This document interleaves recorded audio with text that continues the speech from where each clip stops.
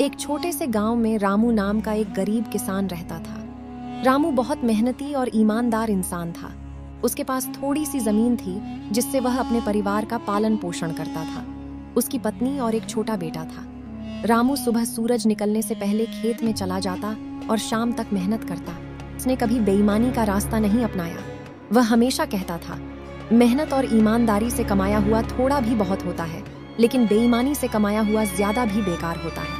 एक दिन रामू अपने खेत में हल चला रहा था। अचानक उसका हल किसी कठोर चीज से टकराया। उसने मिट्टी हटाकर देखा तो वहां एक पुराना घड़ा दबा हुआ था। जब उसने घड़े को बाहर निकाला और खोला तो उसकी आंखें आश्चर्य से फैल गईं। उस घड़े में सोने के कई सिक्के थे। रामू कुछ देर तक सोचता रहा। उसने पहले कभी इतना धन नहीं देखा था। उसके मन में एक पल के लिए विचार आया कि अगर मैं इन सिक्कों को अपने पास रख लूं तो मेरा जीवन बदल सकता है। मैं नया घर बना सकता हूं, अपने बेटे को अच्छे स्कूल में पढ़ा सकता हूं और अपने परिवार को सभी सुख दे सकता हूं। लेकिन अगले ही पल उसके मन की ईमानदारी ने उसे रोक लिया। उसने सोचा, यह धन मेरा नहीं है, यह जरूर किसी और का है।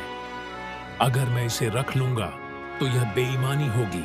रामू ने तुरंत गांव के मुखिया के पास जाकर सारी बात बता दी। मुखिया रामू की ईमानदारी देखकर बहुत प्रभावित हुआ। उसने गांव वालों को बुलाया और सबके सामने रामू की सच्चाई की प्रशंसा की। मुखिया ने कहा, आज के समय में इतनी ईमानदारी बहुत दुर्लभ है। रामू चाहता तो यह धन छुपा सकता था, लेकिन उसने ऐसा नहीं किया। हमें इस पर गर्व है। गांव में यह खबर तेजी से फैल गई।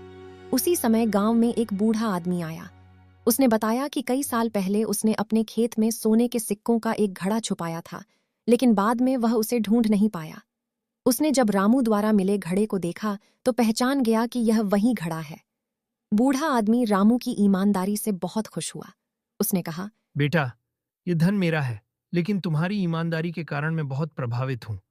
तुम चाहो तो इसमें से कुछ सिक्के अपने पास रख सकते हो। बाबा, मैंने तो सिर्फ अपना कर्तव्य निभाया है, मुझे कोई इनाम नहीं चाहिए। लेकिन बूढ़े आदमी ने जोर देकर कहा, ईमानदारी का सम्मान होना चाहिए। उसने रामू को कुछ सोने के सिक्के उपहार में दिए। रामू ने उन सिक्कों को स्वीकार किया और उनका उपयोग अपने बेटे की पढ़ाई और परिवार की जरूरतों के लिए किया।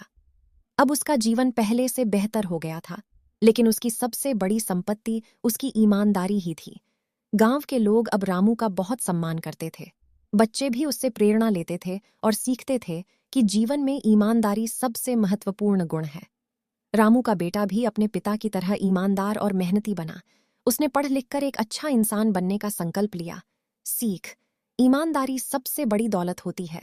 जो व्यक्ति ईमानदार होता है उसे जीवन में सम्मान, विश्वास और सच्ची खुशी मिलती।